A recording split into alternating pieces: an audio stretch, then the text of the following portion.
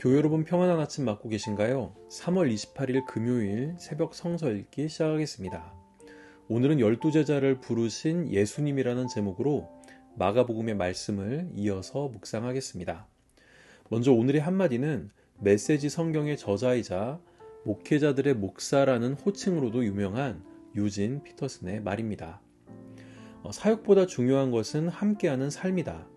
예수님은 제자들과 함께 식사하고 대화하고 길을 걷는 가운데 하나님 나라를 가르치셨다. 예수님은 제자들을 내보내셔서 복음을 전파하게 하시고 귀신을 내쫓는 능력을 가지게 하시기 전에 먼저 그들을 자기와 함께 있게 하셨습니다. 마가복음 3장 7절에서 19절입니다. 예수께서 제자들과 함께 바닷가로 물러가시니 갈릴리에서 많은 사람이 따라왔다. 또한 유대와 예루살렘과 이두메와 요단강 건너편과 그리고 두로와 시돈 근처에서도 많은 사람이 그가 하신 모든 일을 소문으로 듣고 그에게로 몰려왔다. 예수께서는 무리가 자기에게 밀려드는 혼잡을 피하시려고 제자들에게 분부하여 작은 배 한 척을 마련하게 하셨다. 그가 많은 사람을 고쳐주셨으므로 온갖 병으로 고통받는 사람들이 누구나 그에게 손을 대려고 밀려들었기 때문이다. 또 악한 귀신들은 예수를 보기만 하면 그 앞에 엎드려서 외쳤다. 당신은 하나님의 아들입니다. 그러면 예수께서는 나를 세상에 드러내지 말아라 하고 그들을 엄하게 꾸짖으셨다. 예수께서 산에 올라가셔서 원하시는 사람들을 부르시니 그들이 예수께로 나아왔다. 예수께서 12를 세우시고 그들을 또한 사도라고 이름하셨다. 이것은 예수께서 그들을 자기와 함께 있게 하시고 또 그들을 내보내어서 말씀을 전파하게 하시며 귀신을 쫓아내는 권능을 가지게 하시려는 것이었다. 예수께서 12를 임명하셨는데 그들은 베드로라는 이름을 덧붙여 주신 시몬과 천둥의 아들을 뜻하는 보아너게라는 이름을 덧붙여 주신 세베대의 아들들인 야고보와 그의 동생 요한과 안드레와 빌립과 바돌로메와 마테와 도마와 알페오의 아들 야고보와 다데오와 열혈당원 시몬과 예수를 넘겨준 가롯 유다이다. 지난 시간까지 예수님은 많은 병자들을 고치시고 죄인들에게 복음을 전파하셨습니다. 예수님의 인기가 높아지자 유대 종교 지도자들은 기득권의 위협을 느껴 예수를 책잡으려 시도합니다. 그래서 예수님은 그들과 5가지 논쟁을 벌이셨지요. 이 논쟁의 결말은 바리새파 사람들이 헤롯 당원과 결탁하여 예수님을 죽일 음모를 꾸미는 것이었습니다.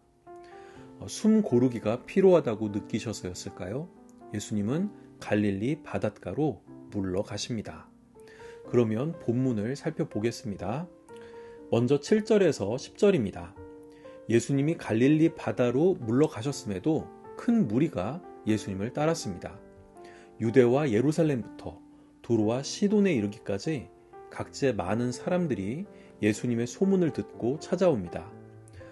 지도를 보면 아시겠지만 말 그대로 동서남북에서 예수님을 찾아온 것입니다. 이에 예수님은 많은 사람들이 몰려드는 것을 피하기 위해 작은 배 한 척을 구해 그 위에서 말씀을 전하셨습니다. 병으로 고생하고 있는 군중들이 예수를 만지려고 몰려들었기 때문이었지요.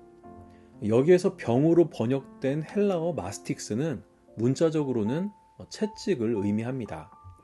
채찍으로 맞은 듯한 극심한 고통에 시달리는 군중들이었기 때문에 우발적인 일이 벌어질 수도 있었습니다. 그래서 배가 필요했던 것이죠. 그런데 이 대목을 자세히 보면 예수님은 2번 물러가신 것을 알 수 있습니다. 먼저는 자신을 죽일 음모를 꾸미던 사람들로부터 물러나 갈릴리 바다로 갔고 병들어 고통받는 사람들이 몰려드는 것을 피하기 위해 작은 배로 물러나십니다. 아마도 숨 고르기를 했던 이 시기 예수님은 더 효과적인 복음 전파를 위해 다른 방법이 필요하다고 느끼셨을 것 같습니다. 이제 11절에서 12절입니다. 이렇게 병든 사람들 중에는 악한 귀신 들린 사람들이 있었습니다. 그런데 이 악한 귀신들은 예수님을 보기만 하면 엎드려서 당신은 하나님의 아들입니다 하고 외치는 것이었습니다. 예수님은 나를 세상에 드러내지 말아라 하고 이들을 꾸짖으셨다고 마가는 표현했지만 어쩌면 마가는 유대의 종교 지도자들도 병고침을 받은 사람들도 심지어는 제자들도 예수님을 온전히 깨닫고 있지 못하는 상황에서 귀신의 입을 통해 예수님의 존재를 드러내려 하고 있는지도 모르겠습니다. 이제 13절부터 15절입니다.